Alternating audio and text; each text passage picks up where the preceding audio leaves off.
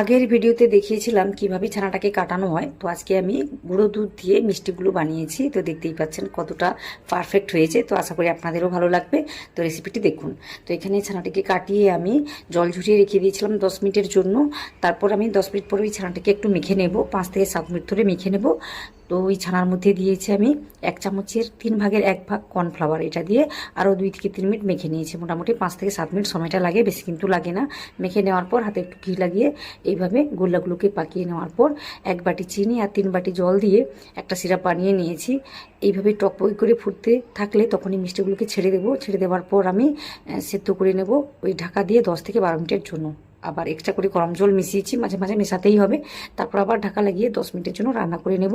মোটামুটি 20 মিনিট ধরে হাই ফ্লেমে রান্না করে নিলেই কিন্তু মিষ্টিগুলো একদম দোকানের মতো তৈরি হয়ে যায়। তো আশা করি আপনাদের সব কিছুই ভালো লেগেছে। ভালো লাগলে অবশ্যই কমেন্ট করে জানাবেন।